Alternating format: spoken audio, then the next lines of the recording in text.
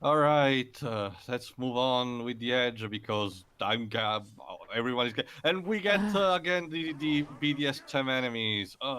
Okay, this section is one of the most infuriating of the entire game. Why? Because of the one-hit kill, bottomless pit moves that happens for constantly all of these. Because for some reason now the prince has found this alternate way I can that see the inside of his model. yeah, clipping is a constant thing here. Also, to says when a bottomless pit's not one hit kills. No, but let me rephrase better, Dweebs. In a sense that you get a lot, since remember in those cases, the prince suffers from Simon Belmont syndrome, and the minor damage gets him catapulted to the nearest bottomless pit. There are a lot of cheap situations that throws you into this. And in this particular level, the prince has found this alternate way, supposedly, that goes through abandoned ships on the outskirts of the island. But for some reason, those ships decide to start collapsing the moment the prince touches them. So you're in a race against time, jumping from a specific acrobatic point to the other, without actually possibility to fail. Otherwise, you get into a bottomless pit. And despite being regenerating, your time powers are not infinite. You need to plan your strategy correctly. Otherwise, it's dead. It's one kill, and you have to restart from the fountain. Trust me, later on it gets pretty annoying. There's a lot of stuff that I haven't cut out. And by the way, the dogs are infinitely responding, so let's just go. Here we go. So for starters, you're not even supposed to use that bar. You need to just drop off. That was unintuitive as fuck. You need to know exactly where the point. This is still relatively easy though, and the music just stopped for some reason. I think it's back now, but I can barely hear it over the bounds of screaming, slashing, yelling, edginess, darkness, no parents, you know. Seriously, fuck the sound designer of this game. I thought Fairy Fencer F had bad sound designing. It still does, but this is worse. There we go. What? Jesus, No, it's the contrast, the edgy music that just doesn't It's fit. just that this feels like a parody of that type of game. That's the thing. There we go. a parody that forgot the punchline. Yeah. Like, seriously, even Marvel, well, the first two issues of Marvel were better at doing... Well, okay, to be fair, that one actually was a parody for the first two issues, so... I have to wonder Suppose. what's worse, a game that's trying to be super duper serious but ends up feeling more like a parody without a punchline, or a game that's actually trying to be a parody like Fairy Fencer F and doesn't have a punchline of any sort. The second, because at least you can get in the first case some potential enjoyment if the parody that gets a result is fun enough. But a failed comedy is gonna be always painful, no matter what. You know, I'm just gonna say this right now. I don't care how bad a filmmaker you are, the fact that Vampire Sucks, which was supposed to be a parody of Twilight, the fact that they didn't manage to pull that off, no, I'm sorry. That concept was practically gift wrapped to you, and you somehow managed to screw it up. Was Yeah. it from the same makers of those horrible titles like Epic Movie? and Disaster? Yes. Oh my god. But seriously, though, I mean, look, I get that those guys have a lot more misses and hits, but you'd think Vampire Sucks would have been, you know, the one time that they took what was gift wrapped for them. Like, seriously. Correct me if I'm wrong, Jova, you might know. Was not another teenage movie made by them? I'll check. I don't know. Because I actually like that one. Basically, it was a parody of She's All That. Base. No, they were not involved. And guess who's the protagonist, Jova? Lacey Chabert. Nice. Yeah, And Chris Evans? yes. Oh. Oh, wow. Yeah, yes. Remember, this was back before his Marvel career. Well, what year was that movie made? 2001. Not another teenage movie. His Marvel years were soon to begin with Fantastic Four. For another 10 years. as the title heavily implies, it was a parody of so many teenage movies like She's All That, who were going for that very specific formula. because they were really popular at the time. But it did a really good job parroting stuff. Like one of my favorite scenes in particular is when they parry. You know that scene in She's All That where Zack's sister is helping This Rachel Lee Cook enemy get placement pretty. is dickish. Yeah, that these. Oh, it just disappeared. What? So that's how you beat the enemy. Of course! What the hell? Okay. What? Wow. Crumbling platforms on a... And trust me, see what I mean? You need to do this constantly. I'm all the. If you Am I fail, you need to drunk? if you fail, you need to restart from the fountain. Trust me, guys. It took me so many attempts. Java can testify because he actually saw my status updates back in the day. I was Yeah. burned out big time by this game. He and I was really was. I mean, okay, look. I had a tiny inkling of how bad this game was, because, I'd seen it, and even I played a bit of it, but this was back in my younger years, and thankfully I hadn't bought the game. In fact, I was playing it over at a friend's house because my friend had asked me to try and help them with that game, since back in the day I was kind of the kid who, everyone knew at school who was kind of, the bomb at the game, so a lot of times they would ask me to help them out. Not to worry, though, they were people who were friends already anyway. They weren't just trying to get to me for it. But, okay, a friend asked me to help out with this game. This was the first ever game that I said, I'm sorry, I can't help. Like, I want to Okay. give for the. Oh, sorry. Go ahead, Pedro. Well, no, never mind. If it's about the game, go ahead. Yeah, for the traps that are now so prolific in order to accommodate to the prince with his new power. To give a comparison, when balanced well enough with the game, you get cases like Abe's Odyssey, the Oddworld game. Hold on, this is important.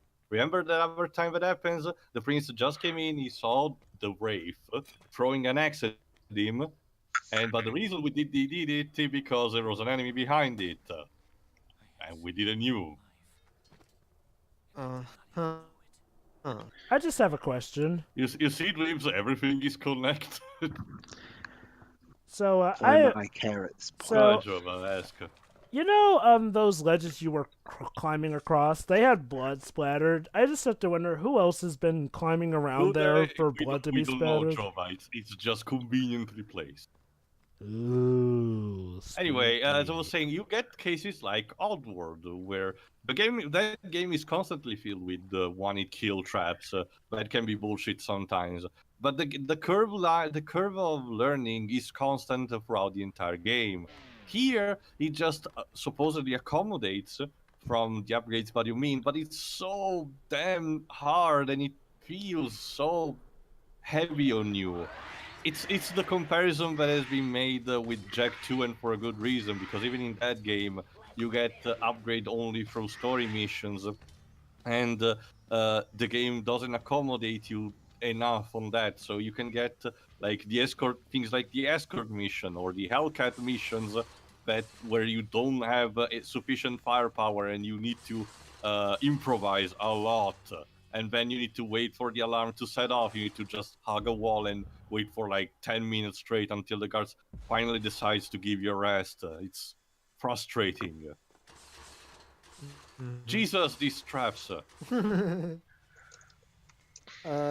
Well, here's the thing. Question 2. Have you ever actually seen She's All That? No. What's it about?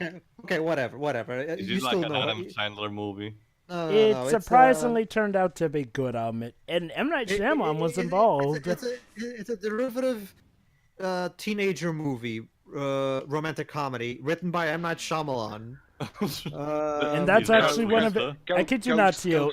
Ghost written, by the way. I kid you That- not, that- Tio. It's one that of his doesn't better matter. films. Like, when we commented on that film, I went in expecting to have a terrible time with it, not only being a love comedy, but one written by M. Night Shyamalan. And yet... Like, is there a twist in it? Like, No. it's not actually a comedy, but an horror movie. No, Well, to remember, be fair, Tio, Tifa Lockhart does play the supposed nerdy girl who we This totally was won't his- find remember, attractive this because was- she's wearing this was from his, glasses. pre-Sixth Sense.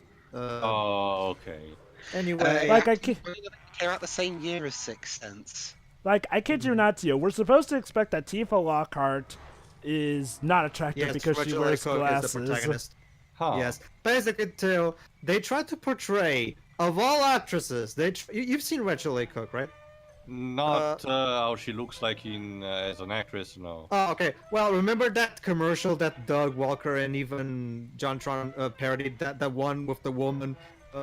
This is your brain on. This is Yeah. your. Oh God, this sound is annoying. Yeah, that's Rachel A. Cook. What She's a really hot, she's a really beautiful woman to trust. Oh, and that's why that romantic comedy kind of fails in some respects. They're trying to portray that woman who's incredibly beautiful as a nerdy social outcast who's supposedly ugly in comparison to the pretty cheerleaders. Even though that doesn't.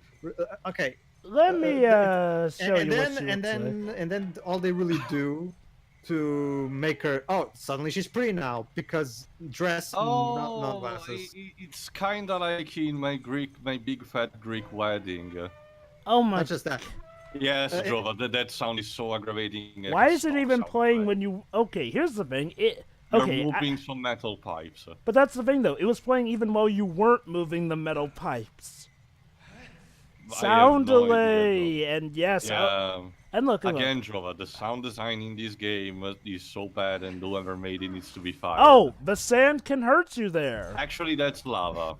Basically, all we need to know too is that she doesn't just sound great as Tifa; she also looks like Tifa.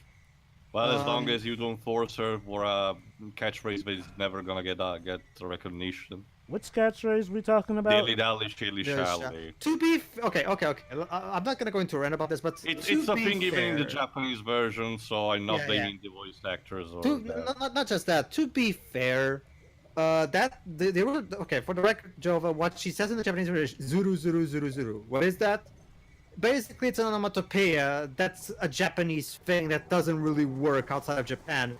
So imagine like one of the yokais that are based on. So it's one of those things where I'm going to give the translators a get out of jail free card because that's the kind of thing that's a translator's nightmare. No, I'm blaming directly the writers, even of the original for this.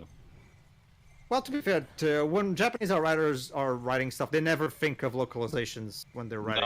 No, I'm blaming. I don't want Tifa to have a catchphrase. That's the entire point. Okay then.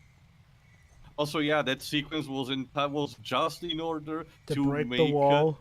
In order to raise down the platform. It's like that sequence in Righteous Retribution where the protagonist needs to steal like a van and just to break an electric fence. It's mind-boggling. Ow. Also, You know, we're partially made of sand, so shouldn't this stuff not hurt us? Not just that. The prince. Honestly, Jova, again, the game shows inconsistencies all the time, and this is just another one of them. It's so mind-numbingly stupid when the first game actually went to such great lengths to avoid inconsistencies. Even for the sake of having a simple storytelling, because when you get down to it, the first game, for time travel story, is contained and simple enough on its own. Yeah. Here is so all over the place, and you don't know what the fuck is going on. And for some reason, now we're back in the prisons. So now we're again, in most Metroidvania games, I have ideas of where I'm going through in which specific areas and everything. Here, wait. Why did he fall down? What's connected to what? I have no idea, Jova. Anyway, in order to progress, I think we need to just jump. No, Also, anyway, we need to actually get. Yeah, go ahead, Jova. Here's another issue. The parkour here is needlessly complex. Like, you have to do all this just to properly get up to that incline there. Like, yeah, sometimes it's really backward, and even with the fixed camera perspective, you don't really have an idea where you're supposed to go. Like, seriously, look. In the first Prince of Persia game, it was done in a sense where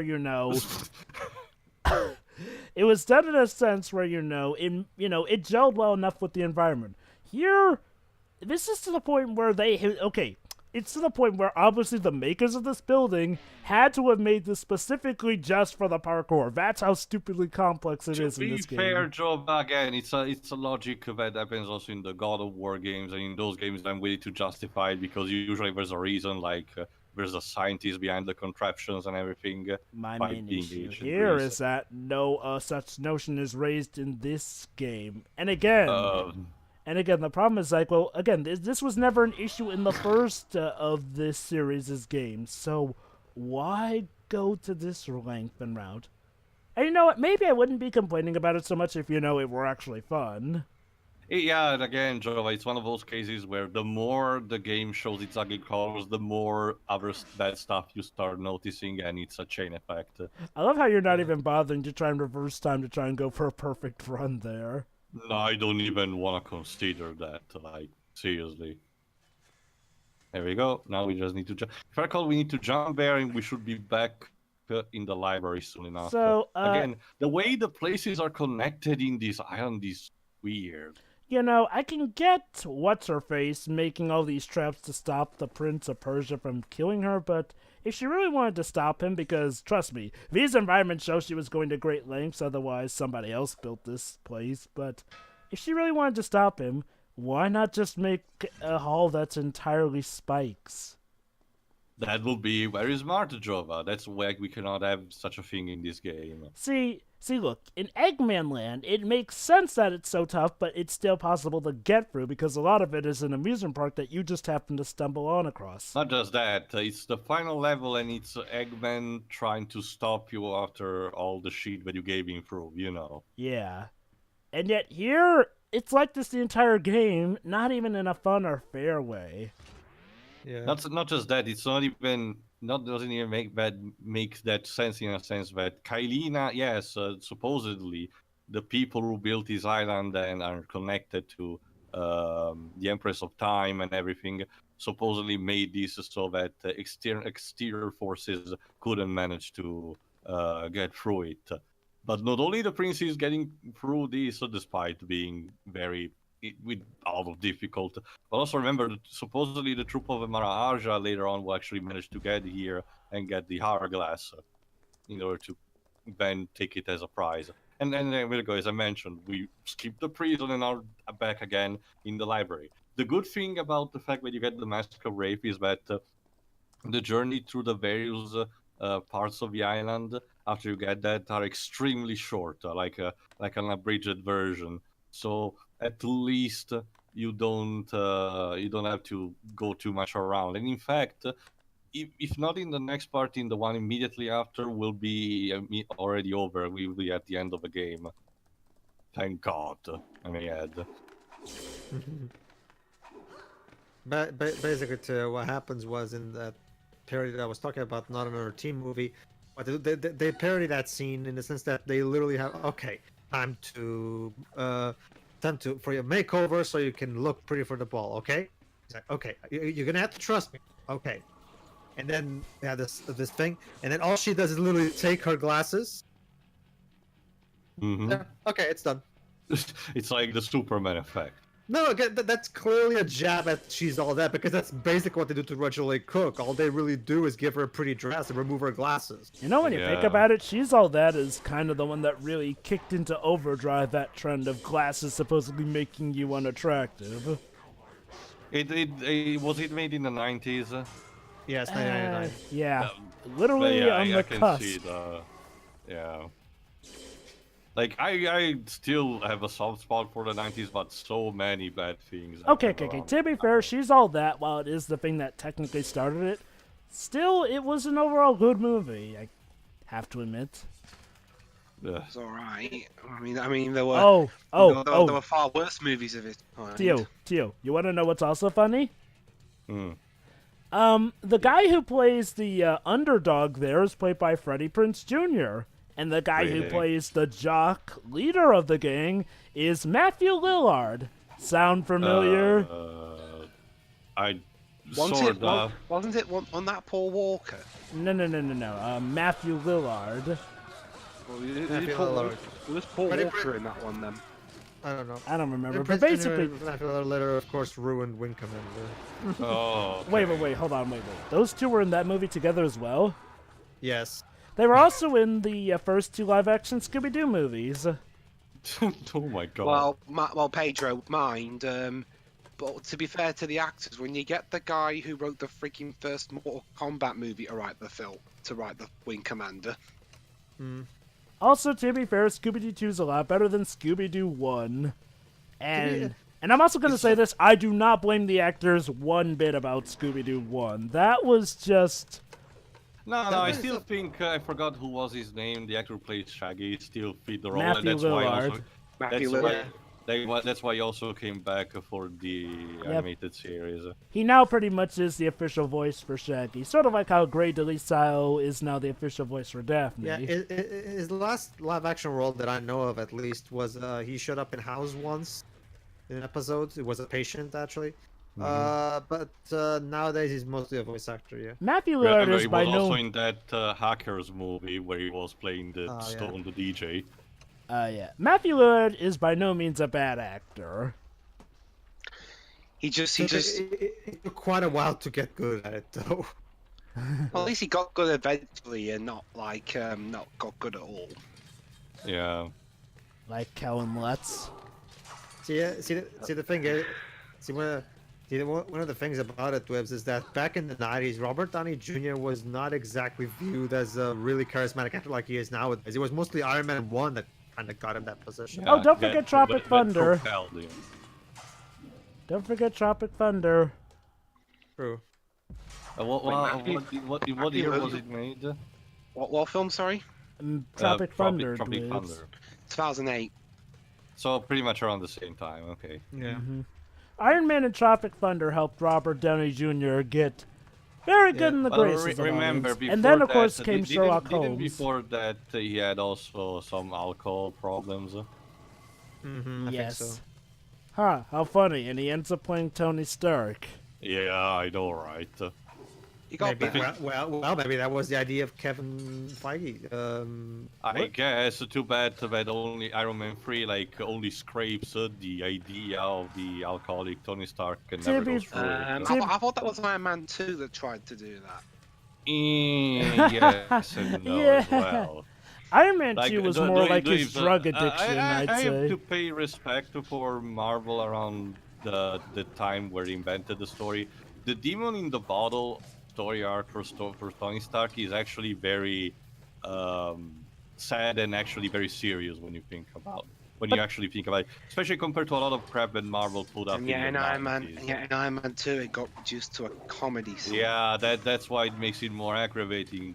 But that's that's always been my biggest problem with the MCU. Stuff that should be portrayed with, dramatic stuff is played as a joke. But that's okay, guys, because in the comics, we passed off Tony's drinking problem off to Carol Danvers as if she wasn't unlikable enough. And and I kid you not, her drinking... The problem is that part of her drinking problem is part of what fuels Civil War 2. Really? Look, you fought Civil War... That's just the problem with Iron Man 2 and 4.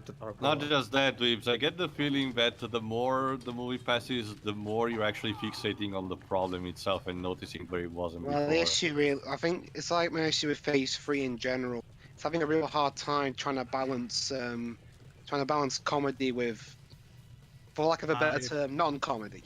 I thought Homecoming did that just fine, but... He's talking about 3, I think. Although if you're talking about Phase 3 mostly, I'm on about Phase 3 in general. Okay. To be fair, Dweebs, if you're to be fair, Dweebs, 4 I could maybe get, but if you're complaining about Spider-Man mixing in comedy with serious stuff, Joe, I said in general. Well, that's the thing. Just the thing, Spider-Man does in not really general- apply to that because Spider-Man without the comedy is you get stuff like Amazing Spider-Man Not just that. 2. not just that, but that's just the thing, Devs. You say in general, but we don't really agree with that because me and Teo love the hell out of Volume 2. I love Homecoming and Not just Teo- that, Dweebs. I can get what you mean in a sense that some themes may be disrespectful in... I'm not grabbed at anything.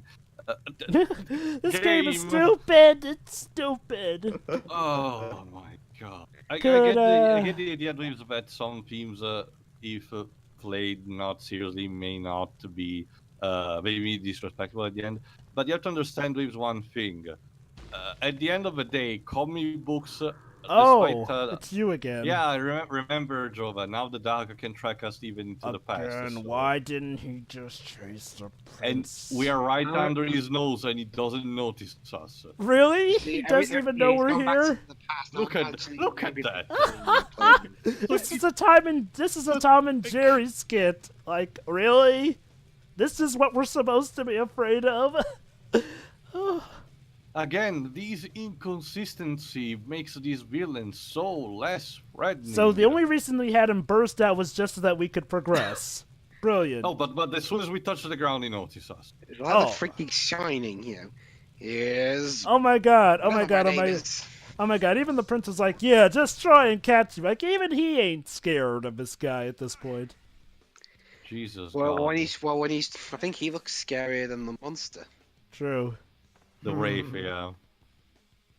But the Anyway, point is, I should remember his name. but I hold on, can't, hold on, look sorry. at this.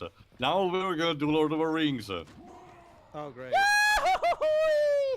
Let me guess, we're gonna do the mountain climb. Why, you fool?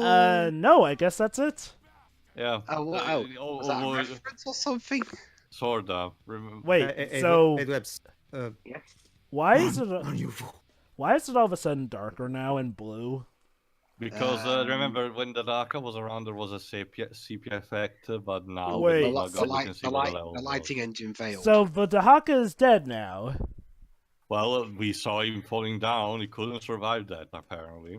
Are you kidding me? That's We'll another see. thing. We'll see, Joe.